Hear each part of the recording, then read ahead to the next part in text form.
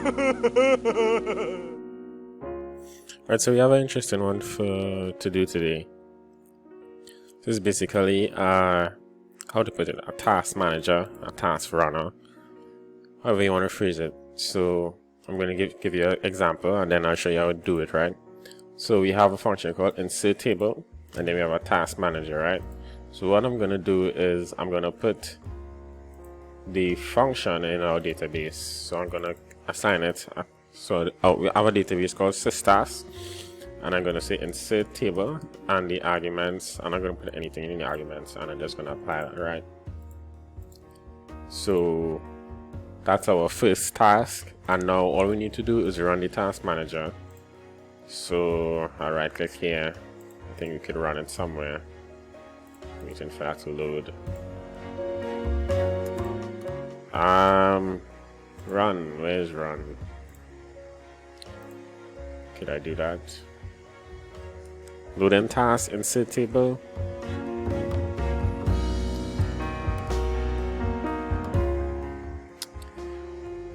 I don't know why it's taking so long. Alright, so it's moving a little slower than expected, but as you can see, we set the table, we insert the record log, we have some logs showing the time.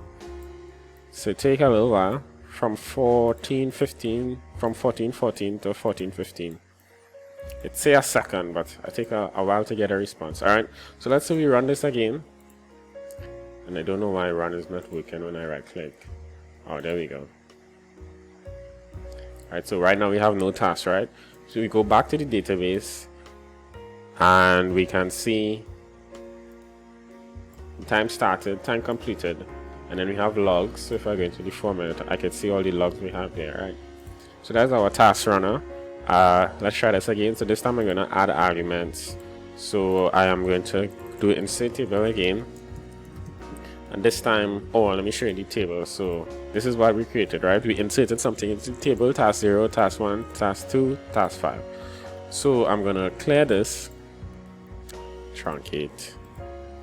Alright, so we have nothing, and I'm going to do 10 this time. So in the argument section, I'm just going to put 10, and I'm going to apply that. Alright, and then I can run the task manager again. And load in task, insert table. I guess it's doing what it's supposed to do, and then when it's finished, it will put the output. That's what's going on. I thought I was seeing it one time. Alright, so you just wait for that. So I will pause this, and when it's finished, I think the sleep could be slowing it down as well, because it really is going slower than expected. But anyway, so we can see we insert 10 records into our database. If you go back to our all task database where we're doing the insertion, we can see we now have 10 records, alright? It's from 0 to 10. Yeah, alright. So that's good. So we can see we have our logs there, alright? So this is what we built, and I'm just going to show you how we do it. So we're using our DB model. So I showed you how we build this already, so you can all check that out. Also, we're using this just to make sure it's in command CLI, alright? Let me unecho that. Alright, so we create our DB model. The table we created is systask. So basically we have these tasks, arguments, started, completed, and logs, alright? So systask is pretty simple, and we say select start from systask where started is null, right? So if we have nothing in started, that's how we know the task hasn't started as yet. Alright, and then after we do that, I think the only special thing here is we call in the call user func array. So that's a PHP function. Call a user function, call a callback with an array of parameters, alright? And then I'm gonna explain task result just now, but basically once the task is complete, so once it's finished run, we say update record. So we update the started time, the completed time, and we get the log. And if we don't have, in this case, if we don't have task results, we just do it basically. But we say the task returned incorrectly, alright? So I'm going to explain that part just now. But it's really simple. So basically all we're doing is pulling all the tasks and then running them using call user func. We get the arguments from the arguments column. Of course, that's comma separated, so we explode, comma, separated. I mean, that might not be always effective, so you could change what the separator could be. It could be a semicolon if that is easier, because sometimes you have commas in long strings, so you never know. So right, so it's comma separated, and that's how we get our argument, and then we just call it on the call user function. The func name is the name of the task, and yeah, that's it. That's how our function, our application works. So what you would do is you would create this. If you're using Linux, you would run this task probably every minute, every 5 minutes, depending on how you want the task to check, if it have any tasks.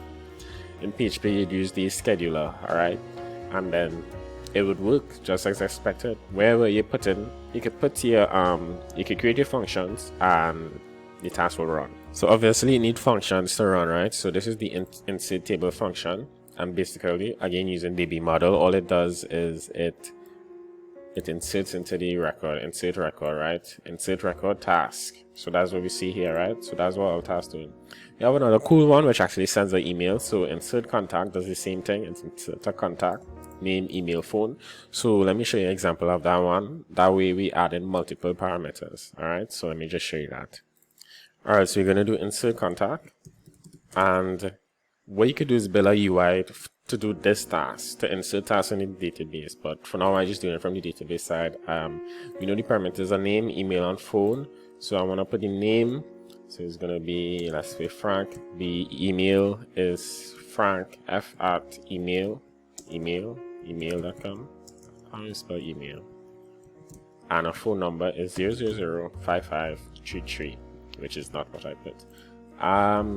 Email and phone, all right?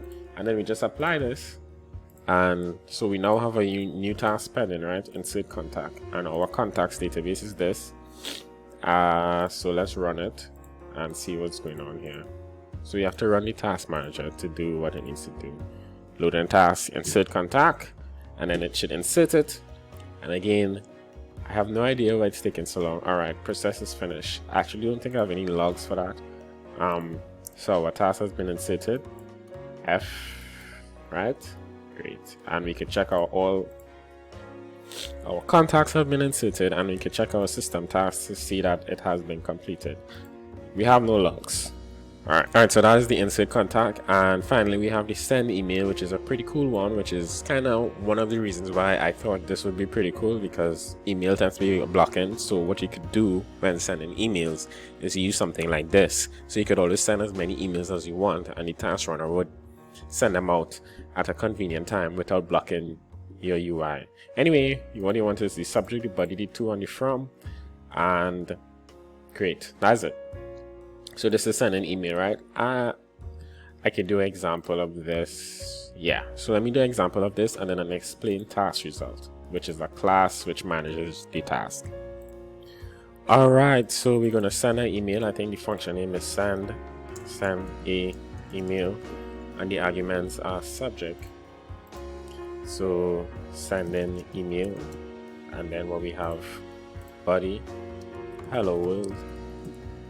And then what we have to, so we send it to Frank at email.com, and from let's send it from wfTutorials at email.com. Alright, so we created this task now.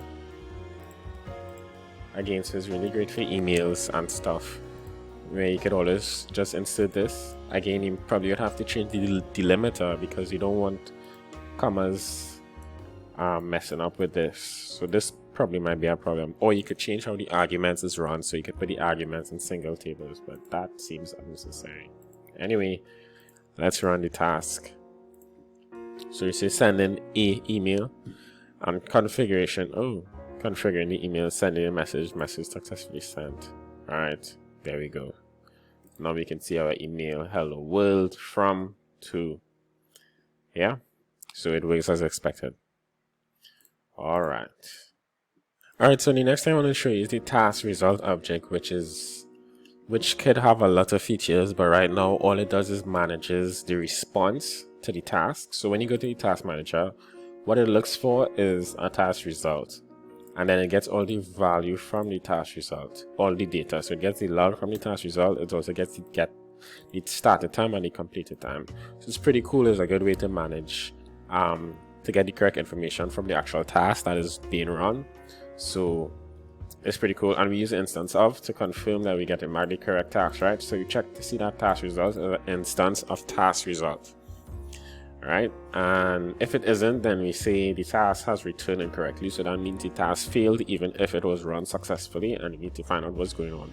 And the way we do that is when we create our task within the function files, we create a new task result object, and then we use that to add the logs.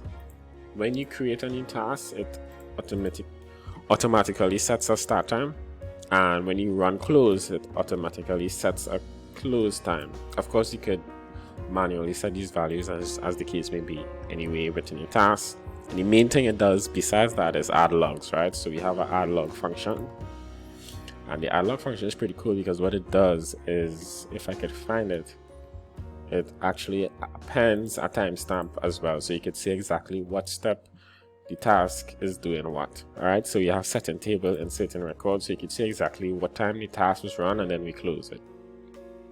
So task contact here, right? So you don't need to add any logs, that is not a requirement, but it's pretty cool. So for email, so everywhere you see we have a task result, and we add our logs as the case may be, and if it failed, you say message cannot be sent. So some of the things we should add is, like, when the task fails, we should probably have a flag there to say task failed, and then we probably could deal with it in the task manager. But for the most part, this is it. Don't want the video to be too long. This was just a test. Alright, so yeah, so I think the video is going to be titled blocking UI. So the point here, for long running tasks, you can use something to this effect to manage that. So what you would do is you insert the task into the database, and